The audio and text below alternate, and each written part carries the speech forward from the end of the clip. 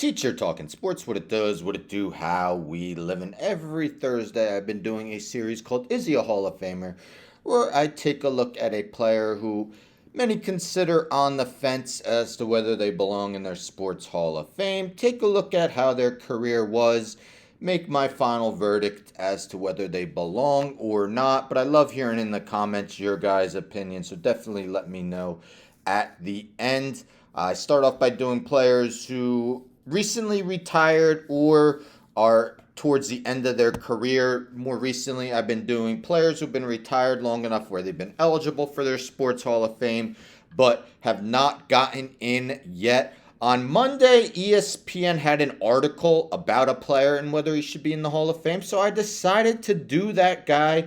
So the 21st episode of Is He a Hall of Famer? Met a chick once and she running back like Fred Taylor. Shout out to Fabolous on his debut album for that one. Fred Taylor. So on Monday, ESPN posted this article. Does Jaguars legend Fred Taylor belong in the Hall of Fame? We'll revisit that article in a little bit, but Fred Taylor started his career with the Jaguars, where he was taken with the ninth overall pick in the 1998 NFL Draft. Taylor played a total of 11 seasons for the Jaguars until 2008. His final two seasons in 2009 and 2010 came with the New England Patriots. Again, let's take a look at his career numbers via his Pro Football Reference page. So we see in 153 games, Taylor had 2,534 carries for 11,695 yards, 4.6 yards a pop, 66 rushing touchdowns. If we add his receiving numbers, 290 receptions for 2,384 receiving yards and 8 touchdowns. So Fred Taylor had 7 seasons where he went over the century mark. His career high came in the 2003 season when he had 1,572, easily the most carries he received in a season as well, 345. You see Bold Ink once on his page. 2000, he led the league, averaging 107.6 rushing yards per game, 76.4 rushing yards per game for his career. Amazingly, despite 7 1,000 plus yard seasons, Fred Taylor was only named to one Pro Bowl. That came in 2007. That 2000 season, it's hard to understand why he didn't make it.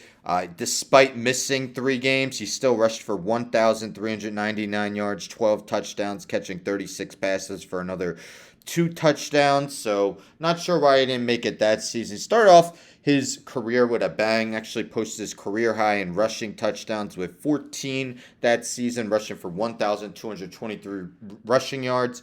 44 catches for 421 receiving yards. Most seasons that would probably get you Offensive Rookie of the Year. The problem was his rookie season was the same as the great Randy Moss, who put up an historic rookie season. So that's why Taylor finished in third. Maybe should have finished in second. Peyton Manning, of course, all-time legend, finished second, but his rookie season, he threw 28 interceptions.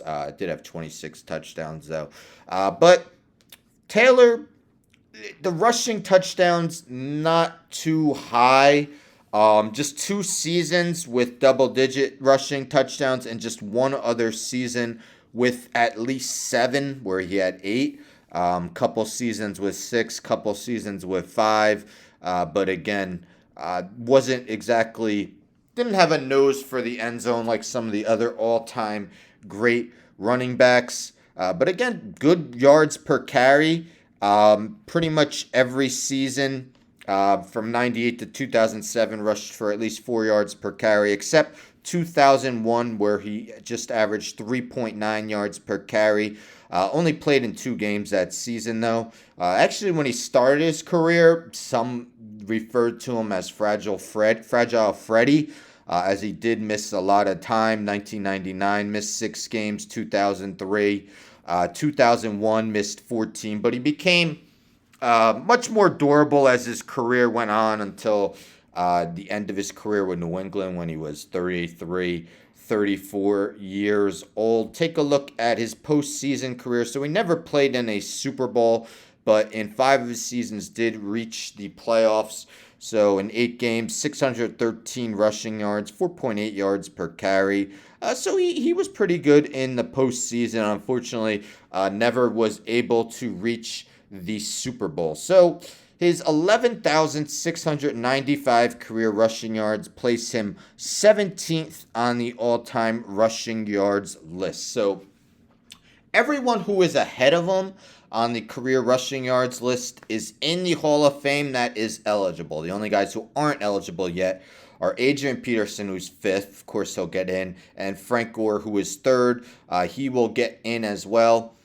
So Taylor has the most rushing yards for any running back who's eligible for the Hall of Fame but is not yet in. While you might see that as a good sign, the guy right behind him is Steven Jackson. Now, don't get me wrong, Steven Jackson was an excellent running back, but nobody is necessarily clamoring for Jackson to get in the Hall of Fame. Some other guys close by him, Corey Dillon, another guy who maybe I could do is he a Hall of Famer on. So maybe I'll think about doing that in the future. Pro Football Reference also has this here. Let me scroll up. The Pro Football Hall of Fame Monitor. So the Hall of Fame Monitor is a metric designed to estimate a player's chances of making the Pro Football Hall of Fame using approximate value, Pro Bowls, all pros, championships, and various stat milestones. I should also mention his approximate value. So he did have 7 seasons with double-digit approximate value, which is pretty good. That's a metric they use, Pro Football Reference, to basically say how important a player was for that season. But we see here, Hall of Fame monitor, Fred Taylor is actually way down the list at 53.40 is his rating. Only ahead of 2 Hall of Fame running backs, Larry Zonka and Floyd Little. You see a bunch of guys who are not in or above him.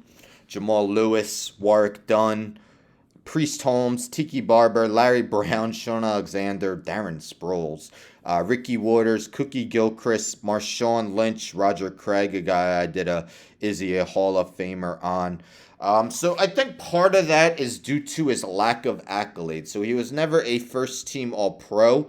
The only season he was named a second-team All-Pro was his Pro Bowl season of 2007, where he averaged 5.4 yards per carry, which was his career high. But again, no first-team All-Pros, just 1 Pro Bowl. Again, which is surprising to me.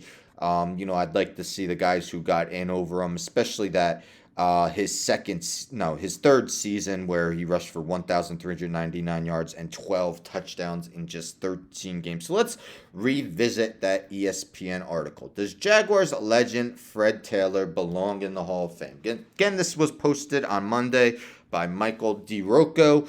So, mentions here. My numbers were better than the majority of the backs that had ever played this game, Taylor said. I agree. Obviously, if you're not a first ballot Hall of Famer, then you got to kind of hit the campaign trail and kind of try to make certain arguments for yourself. But guys have made arguments for me, players that are in the Hall of Fame. So, Taylor has not been a Pro Football Hall of Fame finalist yet. He has been a semifinalist 4 times, but has not reached the next step to be a finalist. So one of the guys who vote, Rick Goslin, mentions, who are the backs that are in the Hall of Fame that deserve consideration? Fred Taylor's in that group, and he has the most rushing yards of that group. But others have MVPs, rushing titles, Super Bowl rings, and they all have more touchdowns. As I mentioned, the career rushing touchdown total is pretty low. I know he's 40-something all-time in rushing touchdowns, compared to 17th all-time in rushing yards. When I look at Fred Taylor, I say, yes, he deserves to be discussed. Sure does. But so does Corey Dillon, Ricky Waters, Eddie George, Sean Alexander, and Priest Holmes. You have to figure who on this list is the most deserving to start from there, and that's the issue with Fred's candidacy. There are other great running backs from essentially the same era, or close to the same era, that can't get in the room either.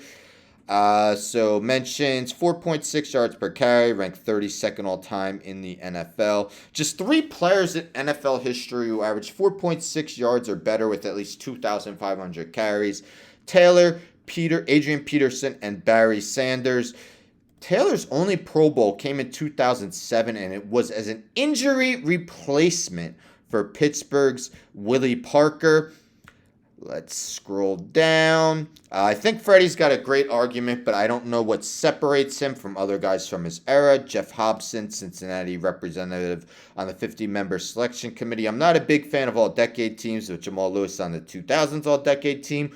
Won a rushing title, gained 2,000 yards, broke the all-time single-game record, 295 yards, 2003. Shaun Alexander's got an MVP and a rushing title, a guy I think deserves consideration as well. What about Corey Dillon? Corey broke a 40-year-old single-game rushing record, has the rookie rushing record, and holds the Bengals' all-time rushing record for a career. Well, I mean, Taylor does own the record for the Jaguars, although they've had less of a tenure in the NFL than the Bengals. Taylor obviously has a great resume, but how do you know? Player support, it's always more than that. Expletive, awards and championships. Said Jaguars passing game coordinator / cornerbacks coach Deshae Townsend played 12 of his 13 seasons for the Pittsburgh Steelers and faced Taylor 13 times. If you look at numbers, some guys might not be in the Hall of Fame. Who is that guy that you can't plan for him? Did you worry about him? Did you know where he was at? Did you try to take him away? Those are the ones that are Hall of Famers. Jaguars defensive line coach Brenston Buckner played against Taylor once in 1998 and agreed. It's just a shame people put so much on those popularity things. Pro Bowls, all pros. Look at the football tape. Put his tape out there. The only difference between him and Terrell Davis has 2 Super Bowls. Put Fred Taylor on that Denver team, he might run for 3,000 yards. Maybe. Let's see if there's anything else I want to... Okay. Sam Kuvaris, the Jacksonville representative on the 50-member Hall of Fame selection committee. If you look at the years that Fred played, look at who the All-Pro or the Pro Bowl guy was, and recognize they didn't have the same kind of consistent greatness that he had. They had greatness in a small window, but they didn't have that kind of consistent greatness that Fred Taylor had. Taylor's emphatic that he belongs into the Hall of Fame. We had some really good running backs in the 2000s, for Taylor said. Some young guys came in, had a few 2,000-yard seasons. I don't think that minimizes or dims my star per se, but again, I don't know if it's the accolades or it's the numbers. That's what we'll get into from that article. So Fred Taylor definitely believes he belongs in the Hall of Fame. Do I? I hate saying it because I did enjoy watching Fred Taylor when I was younger. Definitely was one of the better running backs in the league, but I am going to say no. And it's a very tough call. I wouldn't be angry if he did get in. But again, just like wide receiver, there's a lot of deserving candidates that haven't reached the pinnacle of getting into Canton yet. So maybe Fred Taylor does eventually get in, but I think he might have to wait a little longer. Shaun Alexander, as I mentioned, someone who I think really deserves a strong look to be in the Hall of Fame. All the other running backs that were mentioned, Corey Dillon. But again, I wouldn't be angry if he gets in. But let me know your thoughts. Does Fred Taylor belong in the Pro Football Hall of Fame? Let me know in the comments. Also, let me know, guys, you would like to see me do. Definitely enjoy doing these. Anyhow, don't forget to subscribe. Tell a friend to tell a friend to tell a friend to subscribe. Like the video, share the video, hit the bell for notifications. I'm out.